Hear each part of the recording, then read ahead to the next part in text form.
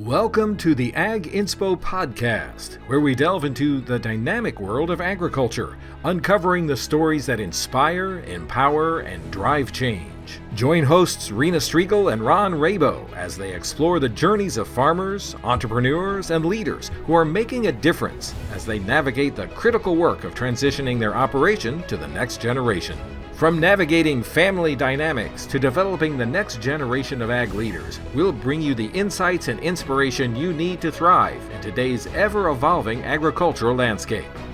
So whether you're a seasoned industry veteran or just starting out, get ready to be inspired, informed, and empowered as we learn from best practices and a few colossal failures on the Ag Inspo Podcast.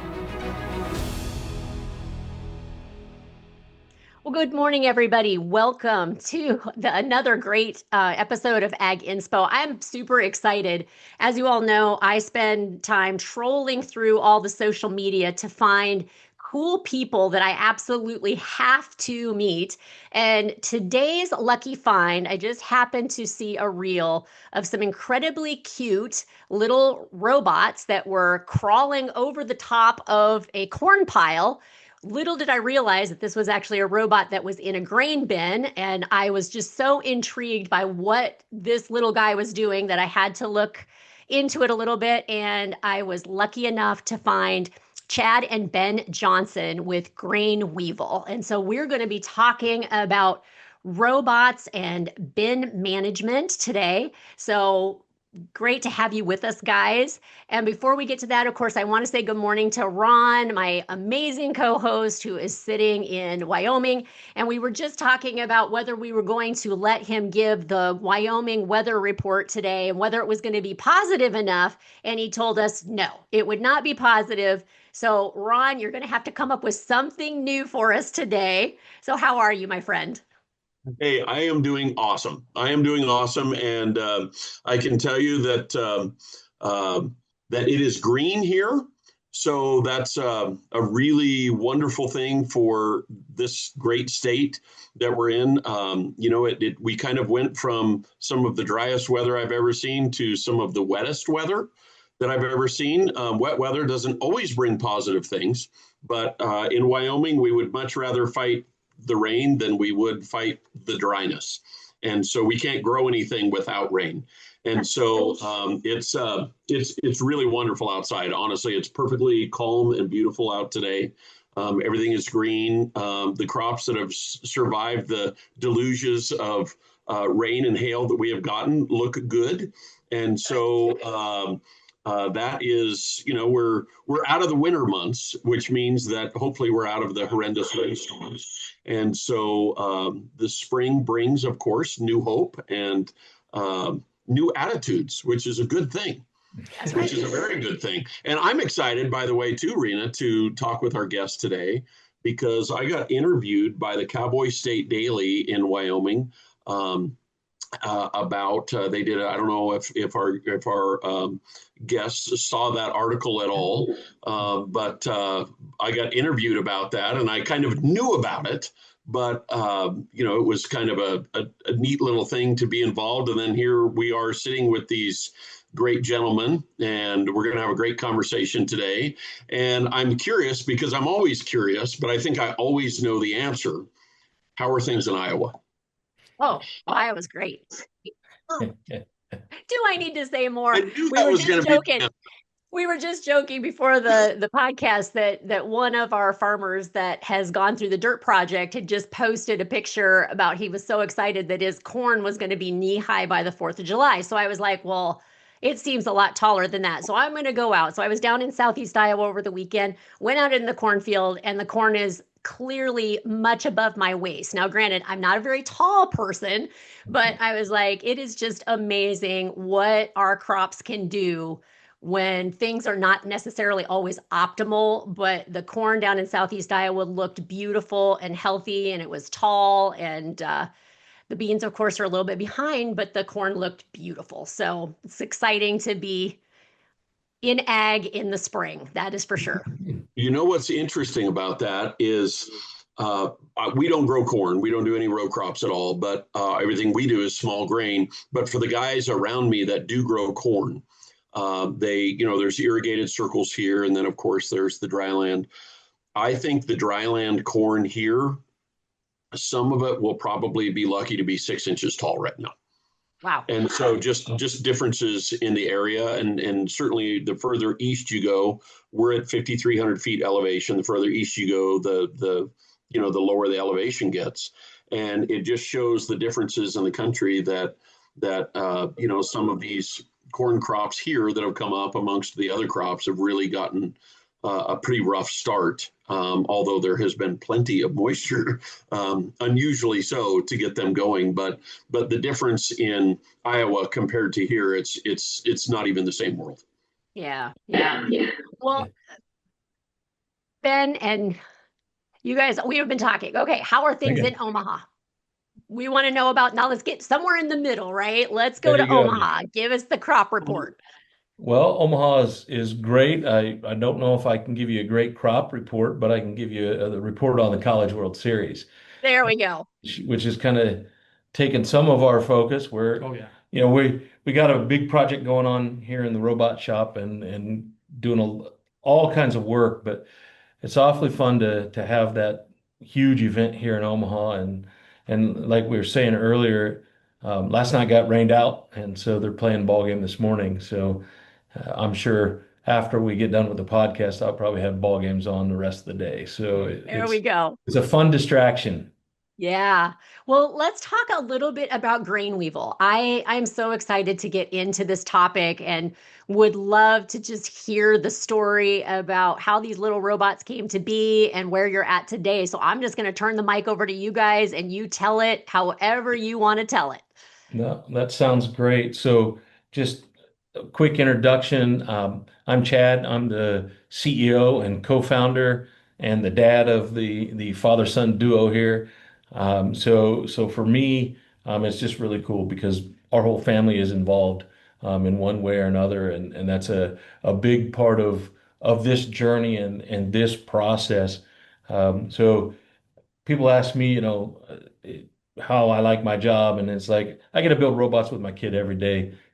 If you're a nerd, that's got to be your lifetime dream as a father. So I really enjoy that. But I'll let Ben introduce himself and kind of talk about why we even started this project. Yeah, so hey, I'm Ben Johnson. I guess my official title is Chief Innovation Officer, but I'm an electronics engineer. Graduated from college in May of 2021 here in Omaha. So really was kind of starting the project at the same time throughout college as well. So the idea came from a family friend of ours back home in Aurora, Nebraska. We were building a different project for a company in Chicago. It was a simple little robot that I was designing to follow you in like a school tour or like a manufacturing and take video. And so that was just a side project while I was in school. And I was kind of showing it off to people because it was a cool robot. And I showed it to Zach, our friend, and he said, "Hey, you can build that robot. You should build me a robot to keep me and my kids out of the grain bin." And no background in ag here, fully into robotics and electronics and things like that. Grew up around corn and grain bins. I detasseled in the summers, so I'm aware of a lot of agriculture and the work that goes into it, but haven't been involved in it up until this project started. So Zach gave us the idea, gave us the challenge. We started to do a little research and found all of the challenges and all the problems beyond what, it's obvious that it's a dirty job, right? But the safety challenges and the actual impact on quality of grain that is possible, we saw some incredible opportunity. So that's when we started tinkering with it. It started as just a safety project for Zach, but we got a lot of support really early on. The very first robot that ever drove in the grain, even just a little 30-second, barely worked. That robot we showed off to a big group of farmers who were at the showing of the Silo movie, which is about grain bin safety and a story about an accident that happened. and we got so much response back from those folks, um, about what they thought it could do, how it could help them, what we needed to do to make it work. Because we came into this with no preconceived notions. I know how to build robots, but anything beyond that, we were sponges from a very early stage. So that's kind of where it all kicked off, was in our small town, Aurora, Nebraska. Got the idea from a family friend, and they've been helping us ever since, in the design process of this robot, testing especially. Spent a lot of times in the grain bins. So. Awesome. So, Chad, what is your background? Because I'm assuming when all of this started, you were probably engaged elsewhere, I'm guessing. I was. So ironically enough, I'm an educator by trade, elementary school teacher, but the latter part of my career, informal science education. And I worked for Nebraska Public Power District, where I was building educational programs to teach kids workforce skills, engineering, trying to build up our workforce capabilities, and a lot of what we did was competitive robotics. So I Wow. started helping facilitate through Nebraska Public Power District the growth of competitive robotics in rural Nebraska. That included running a nonprofit program in Aurora for any and every kid that wanted to participate in robotics. So that's how we kind of got started. And so it was really cool for me, because the next iteration after competitive robotics was that I was building a platform that would give kids community challenges from local businesses. They would kind of go through the whole innovation process to create a mock business, solve the problems, build prototypes, and do this. Well, this project happened to be the guinea pig project for me building out how that would work all across the state, and it took off. Wow. Too well. It worked very well. So the whole process that we built there, being involved in the communities and really getting kids engaged through innovation, has been my passion, right? That's been really, really cool. And now Ben jokingly calls me the chief packet officer. Just like back in elementary school, I like to make packets for the investors, and so it's pretty fun for me to be able to use my educational background to help us tell the story and help us do some of the things that are challenging for a lot of startups.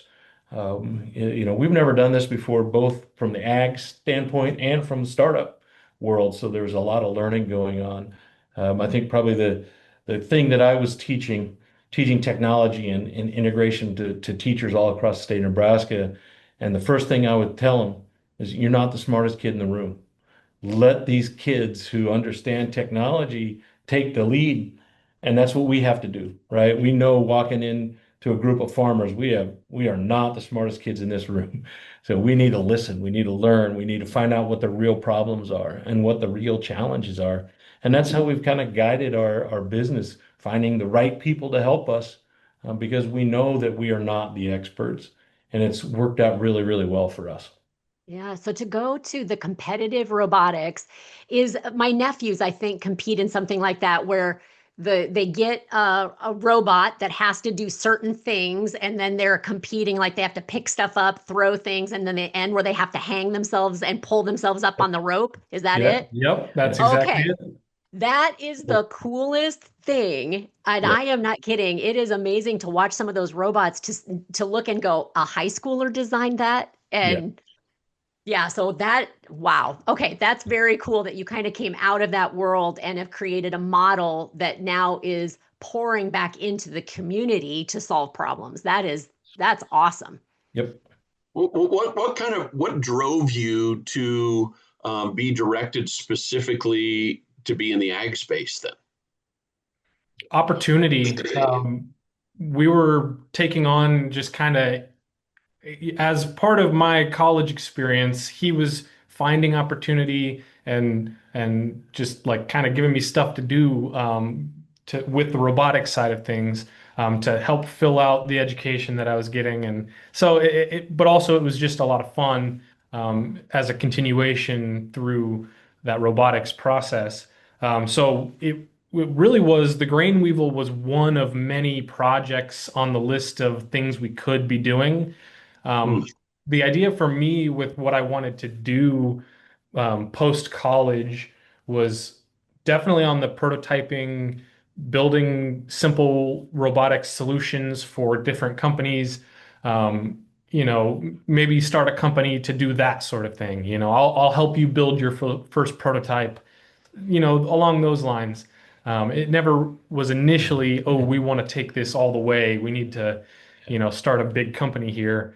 No, it was a project that got so much support, so much need that was so obvious that we had to try at least. Yeah. Um, so we've just been running ever since. And so uh, it was kind of just fell into our lap and then um, Yeah. would be a shame to not chase it down as far as we can. And I think really, like our tagline that we use now, doing the work that no human should. Um, mhm, I think that's a tagline for not just Grain Weevil, but our whole idea of what our company is all about. And Grain Weevil just happens to be the product that we're building right now because it has a great mission, it has a great impact. The market opportunity is there in lots of different things, not just grain. So it's just been really cool. But I think that drives us a lot. Mhm. The safety mission, it gives us a purpose of what we're building this technology for. We're not just building technology because it's cool and then finding a place where it fits. We've been able to be given a challenge, to meet that challenge, and then with the robots we have out in the wild now, we're already making a difference. It's not a big enough difference yet, but we've been in a lot of grain bins that uh, human beings probably would have went in, and there was a good chance that there could have been an accident. Yeah. mm. So we're starting to make that, and that's it. Doing the work no human should uh, is the foundation. Grain Weevil, it just happens to be the robot that we're doing, and ag just happens to be a great industry for a robotics company to be a part of. Oh So yeah. I think that's how Yeah. it all fits together. Yeah. Happens to be So right Zach, smack tell dab us. in the middle too, Yeah. right here in the Midwest. So. Yes. So Zach, tell us about the robot. What does the robot do? Um, so the Grain Weevil is an auger-based robot. It swims across the top of the grain. We have a couple different attachments, but really the robot is leveling grain bins using a couple different motions, and breaking up crusts and clumps and things. Those are kind of the two main motions that the robot does, and that allows us to level grain bins completely flat if they're peaked up or cored out for long-term storage. We prepare the grain bin for that long-term storage, so you have less loss over the storage timeline. You can keep that grain quality up for longer, play the market as you do. Um, and breaking up crust is an obvious one. We've been doing a lot of that lately.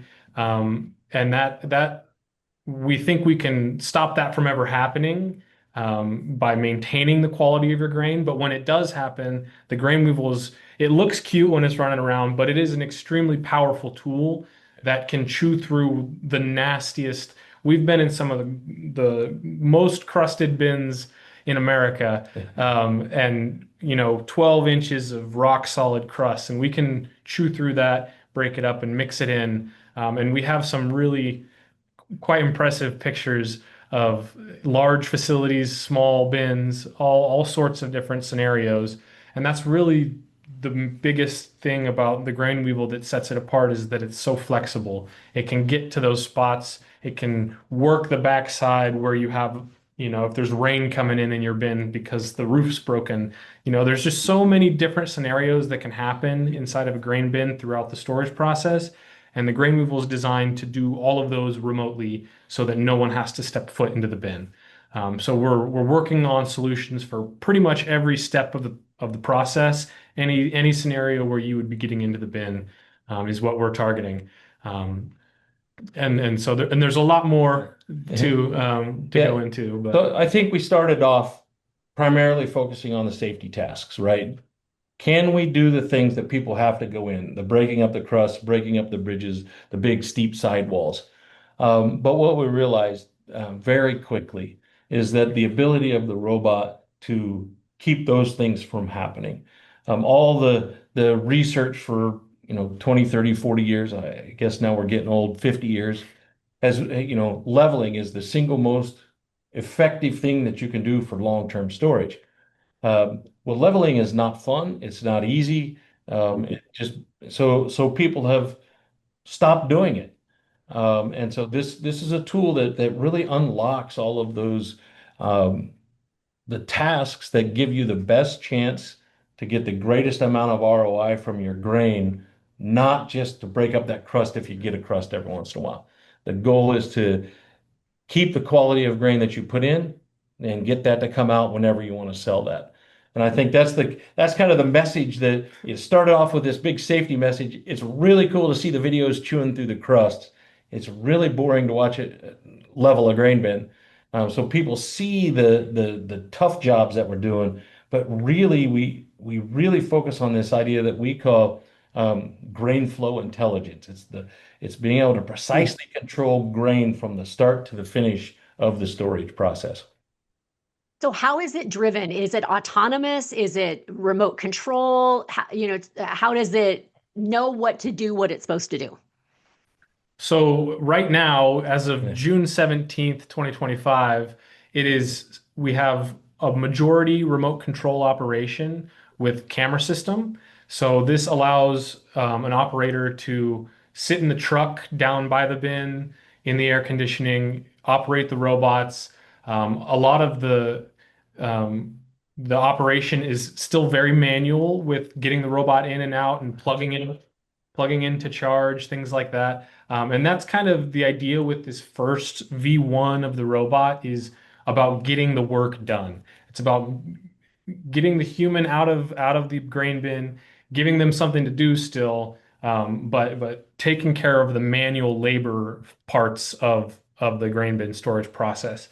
The next iterations of the robot lean more into automation, and that will be included in the robots that we have out there now. So the first steps with our automation is, for example, the easiest job for us to do would be to level a bin, and avoid those obstacles inside of the bin. So we have the walls to avoid, and a lot of folks have rope sensors that go vertically throughout the bin, sometimes randomly, sometimes equally spaced.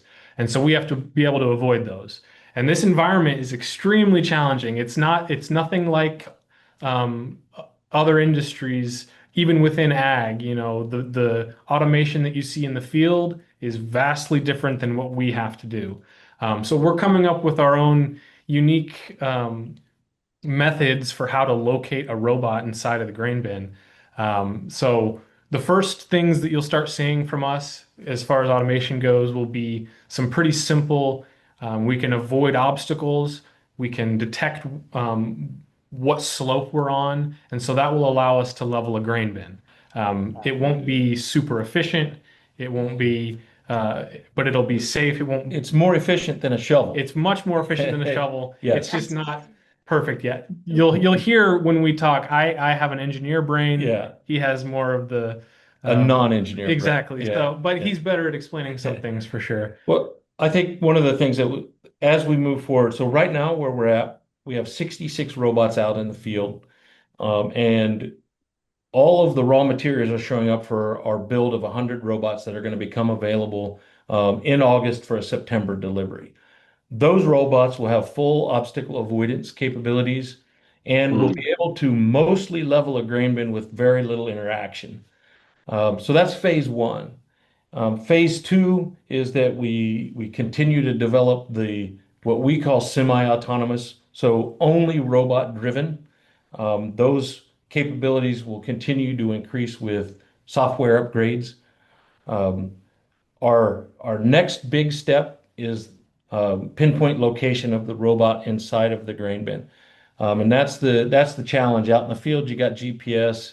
maybe in a warehouse or your kitchen laundry room, you've got Wi-Fi so your Roomba knows where to go. But in a grain bin, none of that works.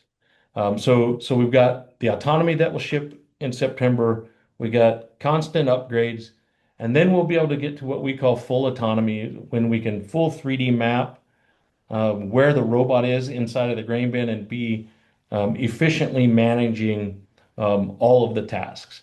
Yeah. Now, with that said, breaking up a crust will never be done autonomously.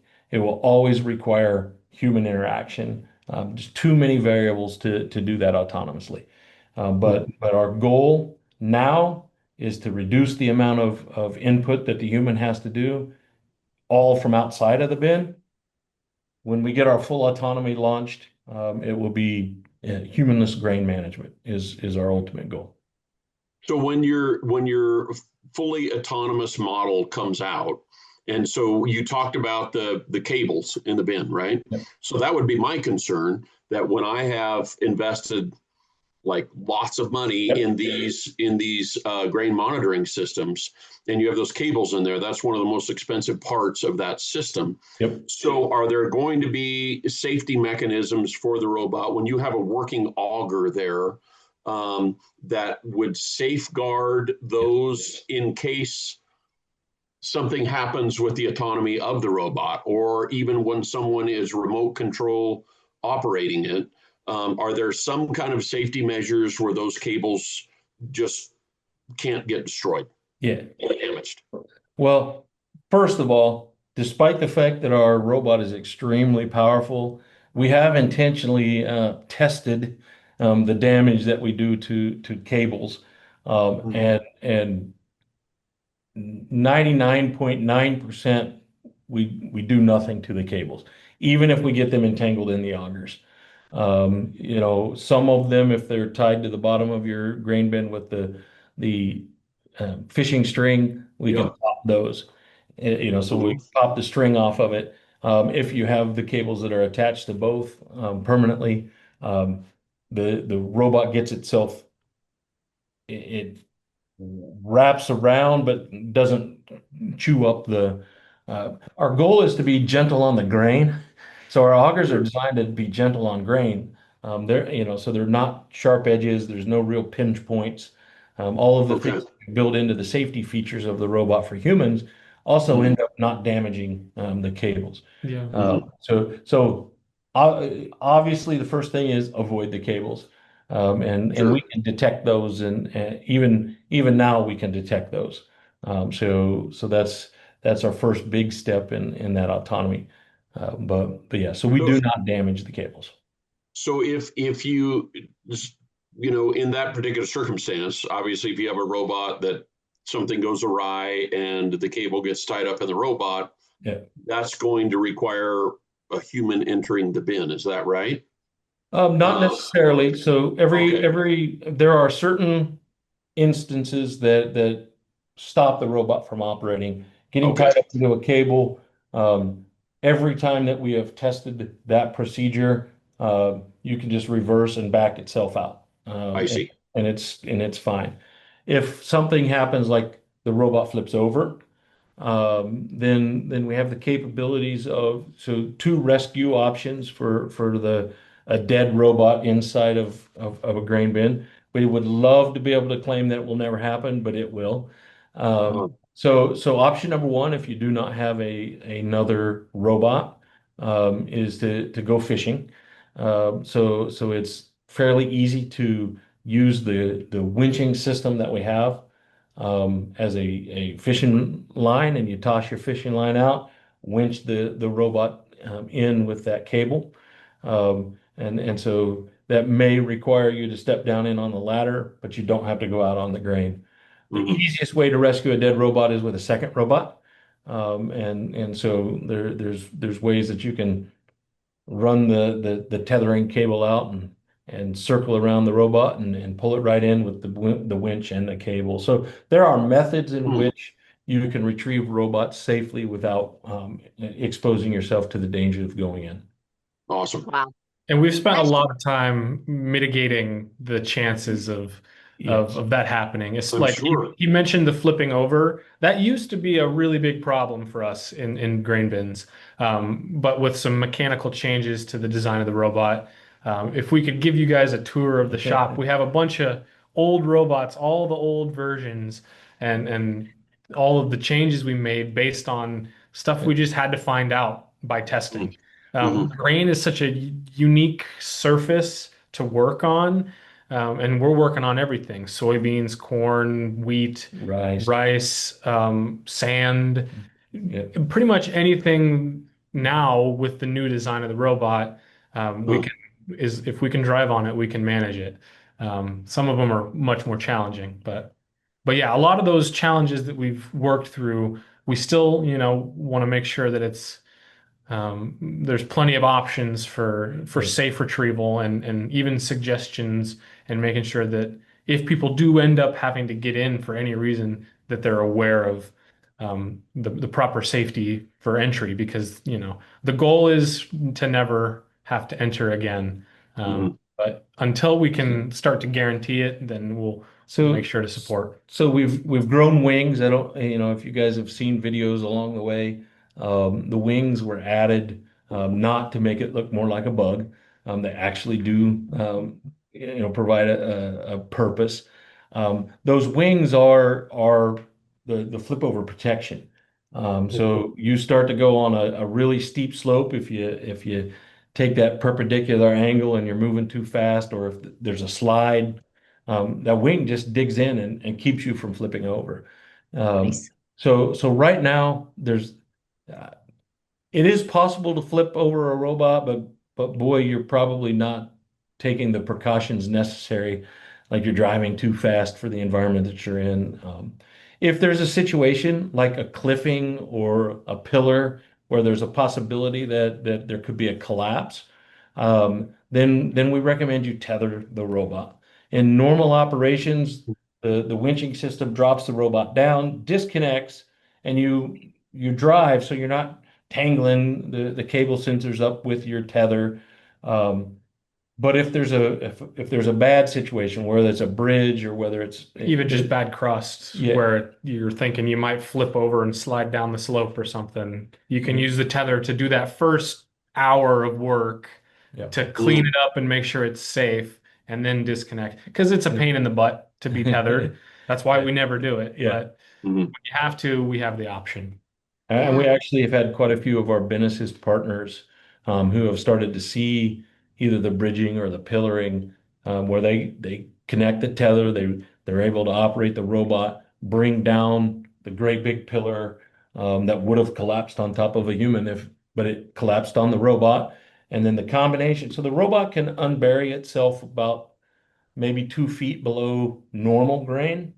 Um, but with the combination of the winching system and the power of the robot, um, well, we've been under um, 7 loader buckets full of dry fertilizer intentionally to test how much we could drive out of. First time, no tether, we couldn't get out. 7 buckets of fertilizer later, and we're talking about the big loaders. So during those testings, we can determine we can get out of a lot of stuff with that tether. So it's just a common sense use case of when you should use some of those other safety features. When it's possible to maybe need more than one robot. If you've got a giant bin and it has a problem, it's probably better to, even if you have a robot, to at least let the Benesis partner in the area know, hey, I'm going to do this. If I have a problem, can you come help me rescue it? And those kind of things. So just a lot of preparation for some of those anomaly events.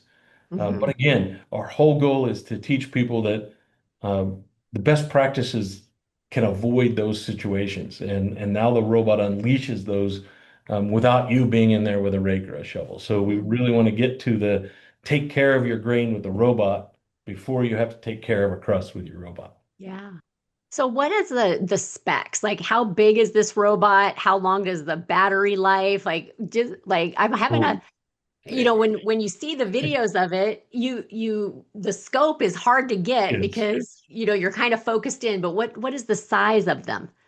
So it has to fit into the manhole on the top of the bin. So it's 28 inches long. Yeah, so basically if you want to put it into a cube, we say it's 24 inches by 24 inches by about 14 inches tall. Yeah. Okay. And that gives you an idea of kind of the size. Again, the wings are, if you got one of the 24-inch round holes, you got to wiggle the wings in there a little bit, but they're Some of those detachable as bins. well. Yeah. So some of those older bins, you can take the wings off if you need to. Yep. But the robot weighs 50 pounds, which is light enough to carry from bin to bin. But we recommend that you don't carry it to the top of the bin. We have a robot lift system that includes lifting it up from the ground and dropping it into the grain bin. So we've built that system as a way for you to be able to safely deploy your robot. That's why so the robot itself, um, it is what it is. It's a robot with a remote. But to safely operate that, we need the camera system so you can be out in your truck. And this fall, if you're leveling your grain bin, you're probably not even driving any of it. You're doing emails and keeping up with things and checking on things and just watching the robot. So the camera is a safety issue, right? We give that to you so you can operate outside the bin and not hanging up on the platform looking in a hole either. You're down safely doing it. And then also the lift system is designed so that you can safely get the robot in and out of your grain bins. Yeah. Each grain bin or each robot is designed to move from bin to bin. So just a guesstimate, one robot during a normal farming workflow can manage 10 48-foot grain bins. Wow. So that kind of gives you an idea of how much material it can handle. Start to get into bigger grain bins, like 60-foot grain bins, then having two robots or even three if you want a rapid where you can always drive two robots and have one charging.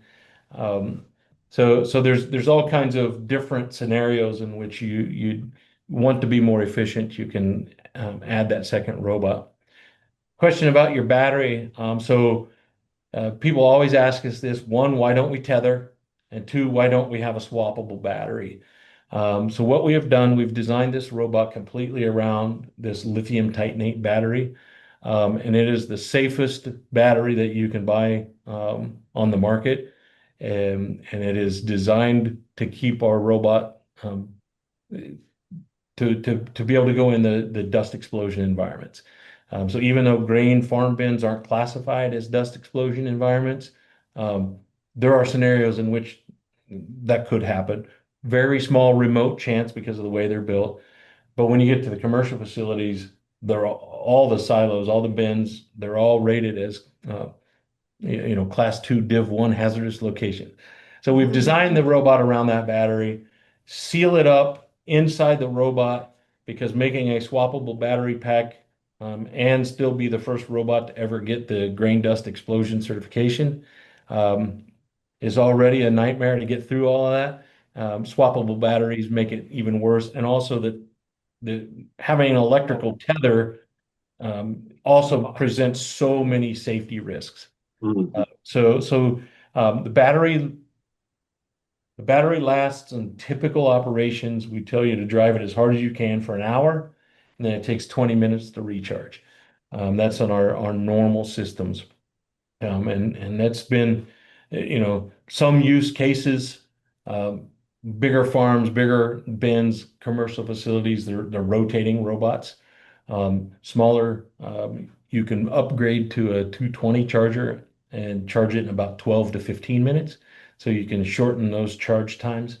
But yeah, so the idea of one of our technical challenges is how do we extend that battery life? Yeah. It takes so much power to move a robot through grain, even nice dry grain. It takes a lot of power. So how to balance that so we can start to eke out. And so we got some really cool, fun new things that we're building that aren't ready for you know, purchase as accessories and things that will extend the battery life and get more work done. So those things are going to be more and more available as we move into.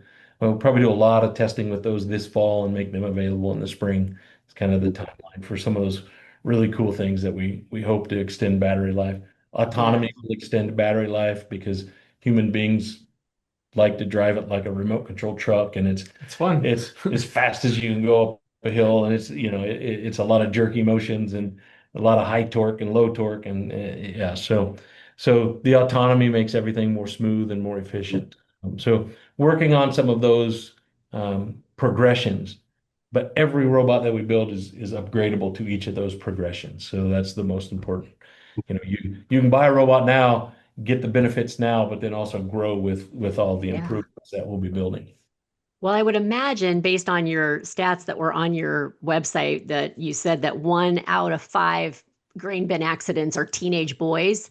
If the teenage boys are now put in charge of running the robots, you Yeah, are definitely going to have some hard riding robot operations going on out there. So I think for that's sure. smart to be thinking about lengthening battery life. Yes, Yeah. yes. We actually, it's pretty cool. So we have quite a few robots out on farms now, and a handful of those have even the early teens, the 12, 13, 14-year-old kids who will come home after school, the robot will be ready. They actually now manage the grain bins. They have a responsible job that means a lot to their family, means a lot to the bottom line, and they can sit there and interact with it, just like they're That's playing a cool. video game, and they're really, really good at it. I mean, it doesn't take us very long to teach even an 8-year-old how to drive the robot. They That's pick up cool. on it fast.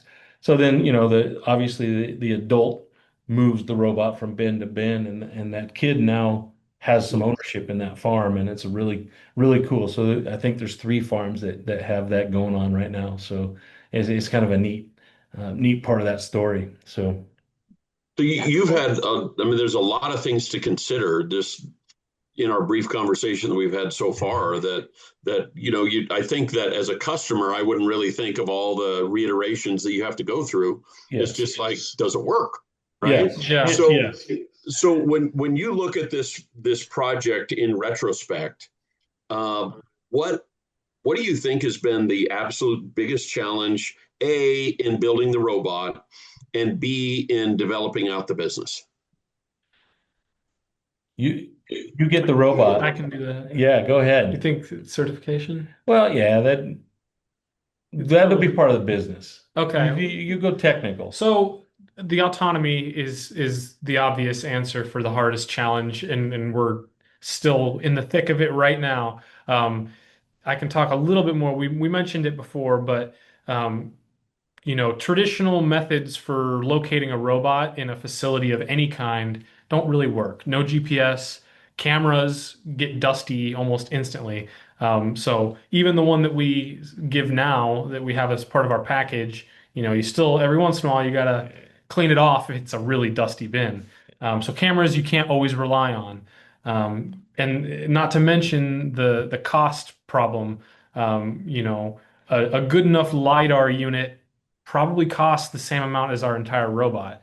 Um, so we have to factor all of that into our solution. So we've come up with a pretty unique radio trilateration system where we have pucks that we stick on the outside of the bin, and then that's able to bounce signals off and locate the robot inside the bin. That's kind of the high level, quick version. But what that allows us to do, though, is incredible because we have motion or we have obstacle avoidance sensors, but those plus the location, we can avoid all the obstacles. We can find a wet spot if there is one and come back to it later and check it again, work that spot. We can map the bin as you fill it up. There's all sorts of opportunities and capabilities, but there's a lot of challenges with automating the robot inside the bin. Even charging, we want to dock and charge all automatically. That's a dream still. We don't really have a solution for that yet. But And that has to take place outside of the bin for the yeah, safety reasons. yeah, Mhm. So I think some of the fun parts of those challenges, one, this location system is a huge strategy problem. How are we the a grain bin is a Faraday cage. Signals don't like to come in and out. They bounce around off the walls. They get absorbed by the organic material. There's all kinds of just, those types of issues. Well, then we have an electronics issue. To get the radio waves that actually work in that environment, they're long radio waves, and so to be able to measure short distances with long range radios, so building electronics that can do all of that has been very unique. But then it's just also a huge math problem. right. Yes, we can get these radio signals and figure out distances between the radios, but how does that actually map into a 3D map? And so that's been a really, really cool, technical challenge. It's fun for me because, like we said earlier, I'm not the engineer, but as the educator, I'm seeing all of these really um, interesting, difficult challenges that our guys are able to you can't just solve it with math or science. You got to solve it with innovation. And I think that's been the challenge. So Mm. he alluded to like on the business side, I would say there's two main aspects that we're looking at. One, um, getting through the certification process to be able to validate that we've built a safe robot, not only be safe to the human operator, but also to be safe to the actual grain bin. So no dust, sparks, no fires, no the robot absolutely cannot reach a certain temperature. Even if you drop it and there happen to be a garden stake sticking up out of your grain and it punctures our battery, it can't start on fire. And we have to engineer that. So we've got some really, Mm. really cool engineering that we've built, and we call it our power distribution unit. It lays out how the power goes to everywhere in the robot Wow. with two or three, maybe four safety checks along each one of those paths. And so that's kind of the fun part. But the hard part is no other robot in the world has ever gone through this certification. So we've had to work with UL to even get to an agreement in which tests we can do and which the whole process has to be created for Wow. this product. So that's been a business challenge. I think the other real business challenge is that it's unique. So when you're bringing a new unique product to the market, uh, it's really about defining the value. People see it as a safety machine. Yeah, eh, maybe I'll just go in. So it's really important for us to market and start to talk about all of the things through the whole storage process that the robot does to maximize the ROI of grain storage. So I think that's been the biggest real business challenge is breaking into this market, defining the market value for a brand new product. It's not an improvement on an old piece of equipment. It's something completely different, and a lot of curiosity, a lot of heartstrings. They know the mission. They know why they shouldn't be in there. They know accidents happen, but it's now let's get the market rolling. Let's get that's the stage we're in right now. So I Yeah. guess that's probably why we picked that as the hardest part. and we're starting to get feedback, which Yeah. is great for us because, neither of us are like marketing geniuses at all. We have some help with that, Yeah. obviously. But the biggest thing is the stories that we hear from the people that are using it. It's one thing when we were taking robots out and having successes, and we have some incredible pictures we could share of a crust breakup where you could talk to the numbers of Yeah. how much we were able to save them money wise, not alone, Mm. not just the safety stuff, but we're getting that sort of information now, that sort of data with robots out there, so we can start to push that out and show that we want to sell you a safety product, but also the robot will pay for itself in the savings you can have. Yeah. What data is it collecting? So current model, only information about the robot itself. Okay. And until we have the location system, the temperature and moisture readings that we can take of the grain don't really mean a lot. You know, there's other ways to get that information. As Sure. soon as we can 3D map that, then it's a game changer. So future versions will have temperature and moisture and grain quality mapping capabilities. But this version right now, we're just getting data about the robot itself so that we can ensure the safe operation. It's one of those things where we had to make the hard decision of, are we adding value by being able to measure temperature as we're driving around, versus all the other ways that people are already. So like we will never really monitor grain bins. That's not our role, right? That's the role of your cable sensors. Now, inspecting grain bins or identifying wet spots when we're out running, an inspection module, it's like we can highlight places, we can pinpoint them, we can go back and fix them, but we're not going to be in there every day monitoring it, right? That's not our role. Putting a CO2 sensor on it doesn't do us any good because the CO2 sensor that you put in your roof is more accurate because it's not bouncing around, you know. So we've made a few of those decisions as we move forward. Our biggest thing right now is the amount of work that it can do, the amount of grain that it can move. It can level a grain bin faster than a human being. So that's kind of our primary use as we roll out. And then once we kind of get that targeted location system able to be activated, then where you're at in the grain bin measuring temperature and moisture make a huge difference. Yeah. Yeah. So I'm assuming, to go back to what you said earlier about, you're getting parts to have X amount of robots ready to go this fall. I'm assuming you are assembling everything yourselves. Uh, uh, we are assembling the final products ourselves. Okay. So we have a couple of local partners that are doing some of the electronics are being done here in Nebraska. The injection molding is being done here in Nebraska. Our winching lift systems are being built here in Nebraska. Our electrical chargers come from Lincoln, Nebraska. The actual winch that goes onto our lift systems built in Hastings, Nebraska. I mean, so we're doing a lot of Awesome. those pieces. We are so we're not like making the core equipment. We're not doing the injection molding here. Yeah. But we've outsourced those and many of those here in Nebraska and the Midwest as we can. Yeah. So it's a pretty cool process. And then we do the final assemblies and all the QA assessments and all of that here. Yeah.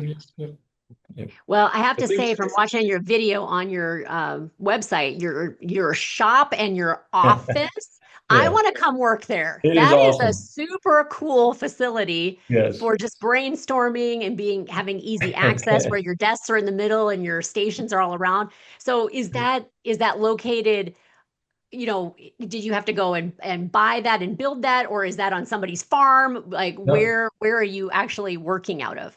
So this is robot shop number 3 in our Okay.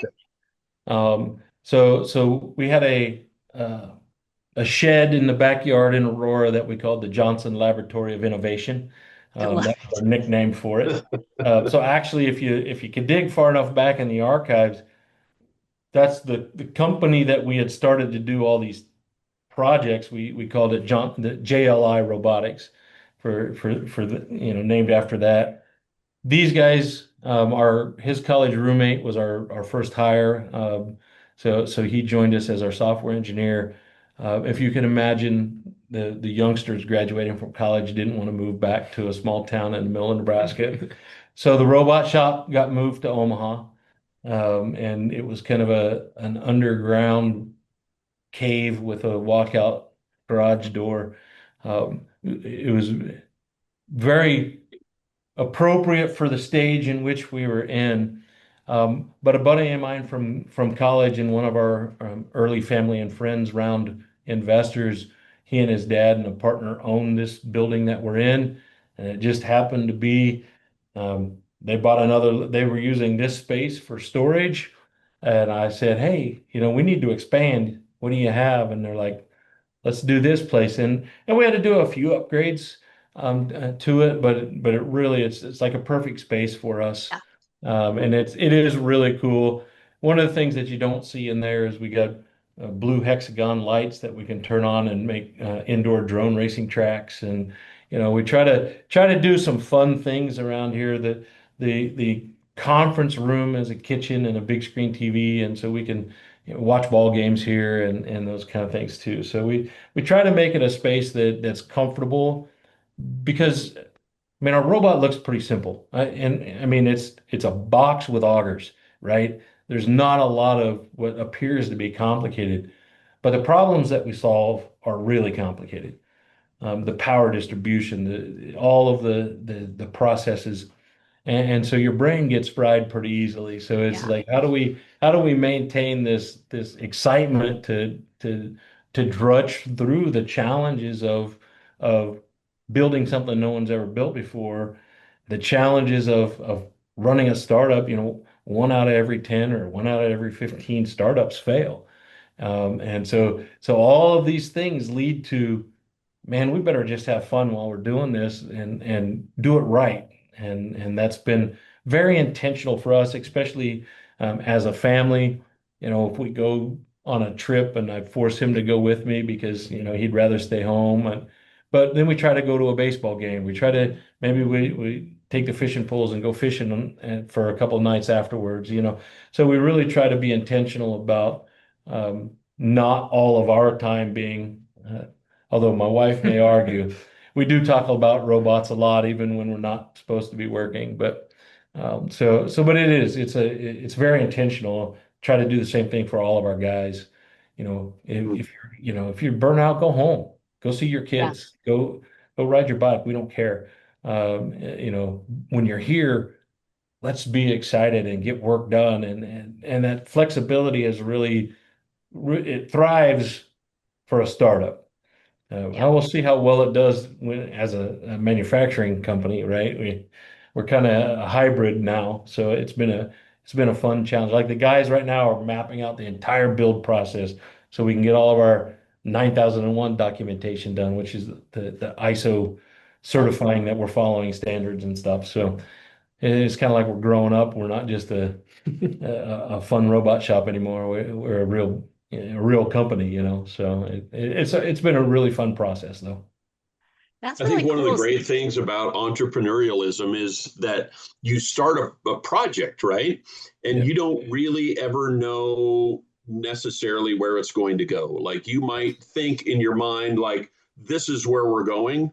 yeah, And then you hit a crossroad and then you go a completely different direction, yeah, uh, that you never imagined that you would even go, like in yeah. the ag space, right? Yes, So, yes, so as you've gone through this whole process as entrepreneurs, as professionals in different types of industries, what do you think's been the most rewarding um, experience that you've had as building this company? Like maybe personally, but also professionally in your business with where you're going. I mean, obviously, there's certain things that drive us as business people and as entrepreneurs.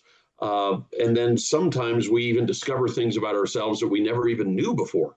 yeah. So, have there been any of those moments? And maybe what are some of the big ahas or some of the things that really have been and continue to be drivers for you to continue to grow and innovate?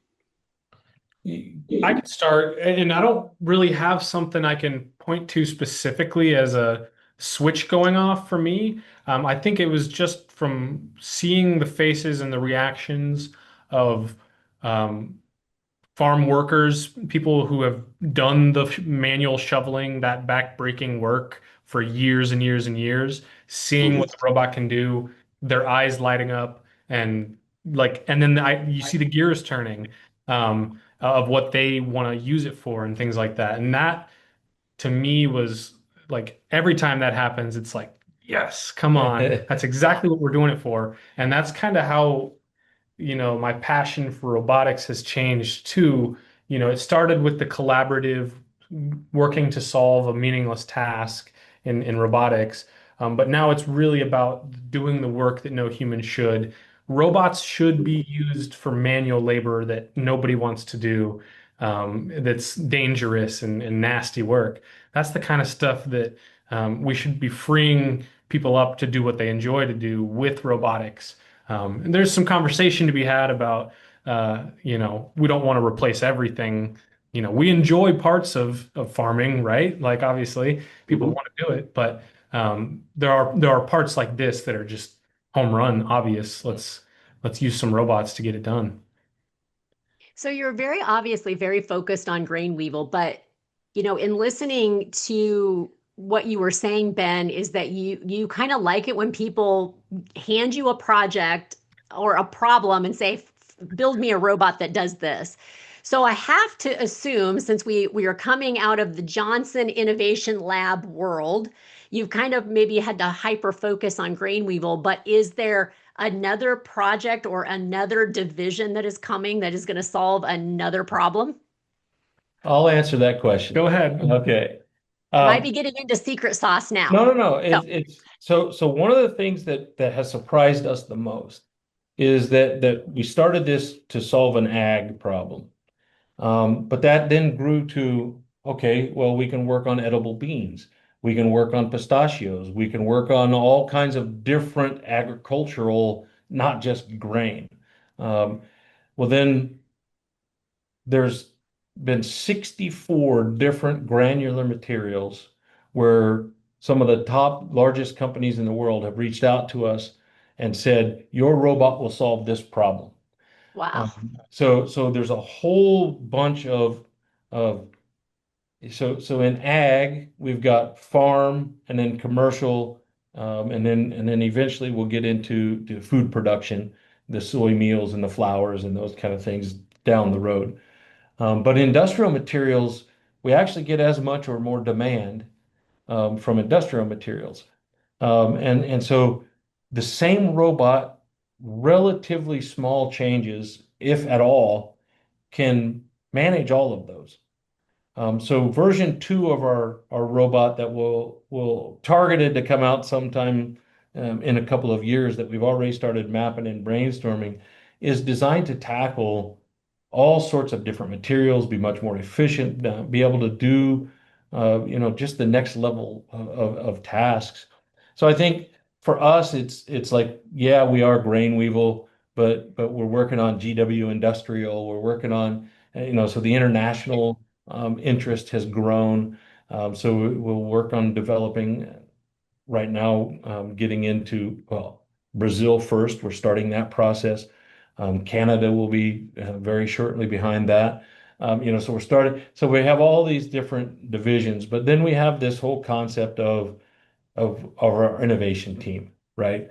Most of the people here want to continue on the innovations, Yep. whether it's new accessories for this platform, um, are sweeping the bottom of the grain bin floor that we're going to introduce this summer, as a, we'll start beta testing it this fall and it'll be available in the I spring. was going to ask you if one of those models was in there because I thought that's a Yes. dirty task. I'm allergic Yes. to wheat, and that's what we raise. Yeah. And Well, so when I have to yeah. get in a bin, it's like I got to suit up with the big old respirator. And so, is there something that's coming Yes. to finish out that behind the sweep auger? Yes. Not only can the robot that we have now with some of our new attachments aid in this, we make the sweep auger, even the newer ones, much, much more efficient. We can reduce those clean out times significantly. But then we have a sweeper attachment where you take the augers off, put tank treads on the bottom of it, and then have an articulating power sweeper on the front of it. And those are in the back of the shop here. That's We fantastic. we may get some videos of that out here later this summer, and we're building that out. Well, then we got a tank tread robot that is as robust. our operating temperatures are 20 below zero up to like 150 degrees Celsius Fahrenheit. So and it's waterproof and all of these things that this robot can do just to survive in a grain bin opens up all these other opportunities. So yes, we have all of these new things really built around this platform that we're building now, Mm. and some really unique ways that we're moving forward. Exciting things that are all driven by your request. The clean out or the actually clean up portion uh, Hmm. is probably our biggest request. Yes. As the farmers see the robot, they say, "When's it getting rid of my broom?" And we are going to have that It very, very soon. absolutely stinks, right? Yes, yes. Yeah. Yeah, So we thought we really upgraded because we went from a broom to a handheld battery operated blower. yeah, So at least we don't have to sweep everything now, but still you have to get in there and just the yeah. grain dust itself is, for me, it's completely suffocating. And So, those are that whole process, the idea of the robot making this process more efficient. mhm. But it also is like, we look at, uh, what is the impact of managing a grain bin on your body, on your well-being, on your family, and then on your business, right? Those are kind of the four areas that we look into, and this robot manages so many things that are going to improve all four of those areas. It's a very it's very meaningful for us to see, it's not just breaking up crusts, and that's part of this story we're trying to get out. It makes a real impact, and that's exactly the thing. As soon as we get this sweeper, and you're not breathing in that dust, and you're not, that's just going to make the rest of your wife's not going to be worried to death while you're working in the bins, and all of those things come with the utilization of this robot. Yeah. I'm already sold just from that. So where do I sign up? Yes, I'm yeah. ready. Well, you can go to the website to get that process started if you're serious. Okay. So John's doing it right now. All of a there you sudden, are. not paying attention anymore. He's I'm ordering a getting on robot. right now. Very good. That's very cool. Yeah, no, it's an interesting process that we're mapping out for our future. Um, all of those different categories, and how do we keep our guys being innovative? How do we set up all of these, I call them dominoes for our business growth. And so that's part of what I get to work on. These guys don't, I'm like really, really creative, but not very good in the robot shop. So when I go out there, it's usually to bring out a crazy idea that distracts them from their normal work. But some of them work, and some of them don't. Yeah.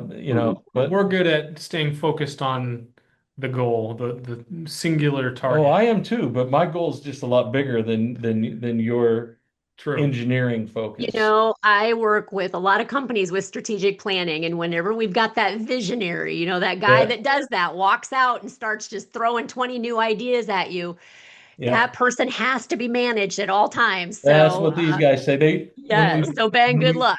we got new doors on our offices, and for some reason they all tried to tell the contractor that the lock needed to be on the outside of my door. There you And go. so I argued that we didn't need locks because otherwise they'd stick me in my room and make me stay there. So Well, there's no doubt that our listeners are either quickly Googling Grain Weevil to find you and to see these Mhm. robots. But if somebody is interested in talking more about the acquisition of a robot or a modification to a robot, maybe you're listening and you are thinking of something maybe it could solve for you. We encourage you to just drop into the show notes below. Please connect with Chad and Ben, and I am positive that they'll be excited to and figure out how robots can help you.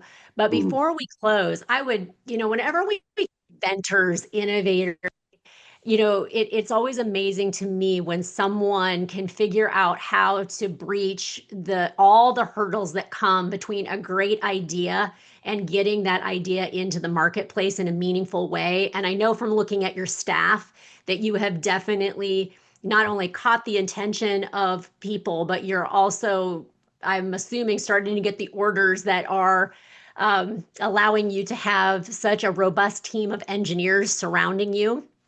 So I would love to know if you two would share your top 1, 2, 3 tips. If we've got listeners out there that are sitting on top of an idea thinking, oh, I don't know how to do it. I couldn't possibly do it. What would be your top tips to help them maybe jump over the first couple of hurdles to get those ideas into the market?